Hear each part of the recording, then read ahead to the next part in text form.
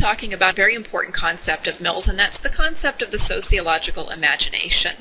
For Mill's, sociological research had become quite problematic. He said that it had become the accumulation of facts for the purpose of facilitating administrative decisions. In other words, sociological research had gotten away from theoretical understandings of society and more in tune with basic bean counting. Let's go out, let's count these things, let's report it back to the government, and let's let the government decide whether intervention needs to take place one way or the other. For Mill's, this was a disconnect from the whole idea of how we really should be approaching the study of society and thinking about society in general. So he said that the difference between effective sociological thought and that which fails rests upon a person's ability to imagine. For him, the sociological imagination was a quality of mind. It allowed you to grasp relationships between your own personal self, your biography, and how you fit into the bigger picture, history and society. It allowed you to step out of your personal sphere and put yourself into the public world, to experience the world how other people experienced the world, and in doing so allowed you to see the reality, the sociological reality of everyday life. An important component for Mill's of the sociological imagination was that the features of social life have meanings for individuals, and those meanings profoundly affect the value and character and the behavior of who those people are that make up that particular society or sociocultural system. And he said that the role that sociology needs to play there is to bring reason to bear on human affairs. And to fulfill that role, sociology needed to avoid furthering the bureaucratization of reason and of discourse. What that means is sociology really needed to have intellectual thinkers who weren't interested in just reporting back what they felt reality was, but in fact being able to situate themselves in the social reality of others and then be able to report back in the clearest terms possible what that reality is.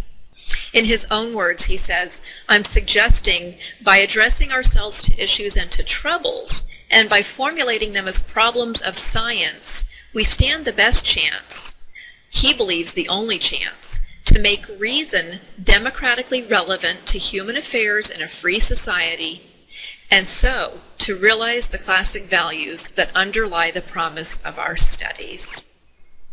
And so what he did was he set forth his own ideas about how we would do that work. And he really does a solid job of conveying a sense of what it means to be an intellectual scientist, a person who concentrates on the very essence of what it means to be human, and then who seeks to understand what those significant things are to humankind. So let's break this down a little bit farther to try and make it more practical for your life. When I'm in a physical classroom and I talk to my students about the sociological imagination, I try to do so by example. So let's imagine that we're all sitting in a classroom together and I ask you the following question. How many of you struggle to make ends meet month to month? Well, I'm going to guess that a lot of you would have your hands in the air right now. And I'm guessing that based on my having asked this question to classes over and over and over, semester after semester. So let's assume that more than half of you struggle to make ends meet, at least at some point during the year. You see that as your individual problem, and you probably also see that as being influenced by something you're doing or not doing that impacts your outcome. So perhaps you feel like you need to take a second job. Perhaps you have an addiction to shopping and you're spending too much money. You're not staying on your budget. Perhaps you live in a very expensive house perhaps you have a very expensive car. Maybe you've had a whole slew of tickets and your car insurance is very expensive.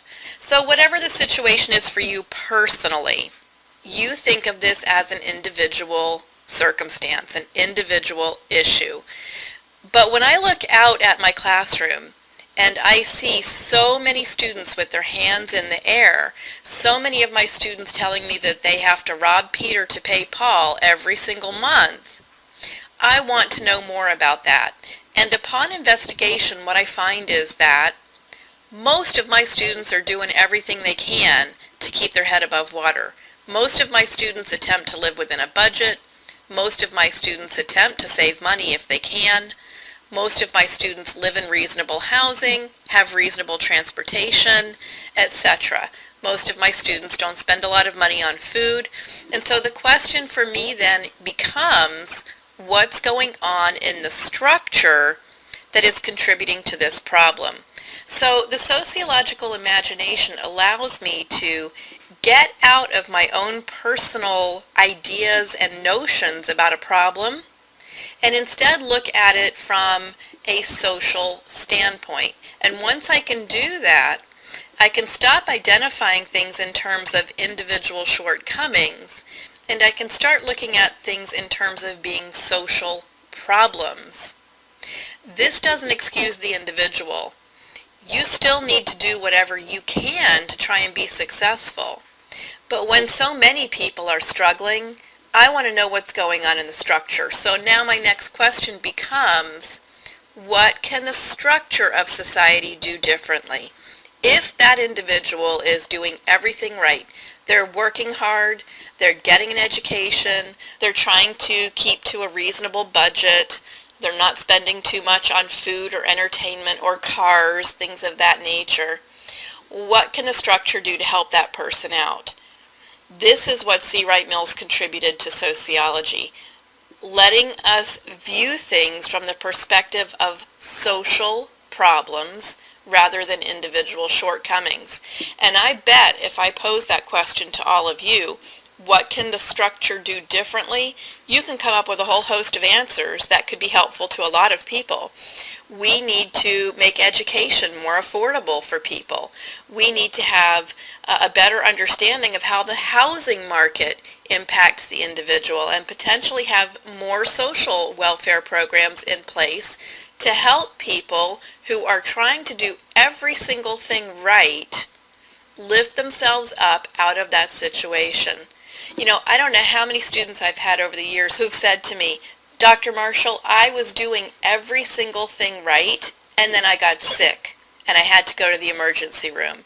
And that set me back months having to pay that bill off. Or, Dr. Marshall, I was on my way to work, and I blew a tire on my car, and I didn't have a spare, and I lost my job because I didn't get to work on time, so I couldn't fix my car, and one thing snowballs right into another.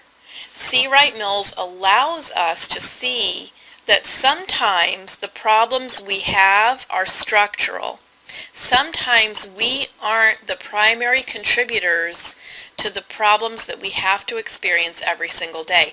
I want to encourage you to use the sociological imagination every single day. Try to see things from someone else's perspective. It might just help you to understand their situation.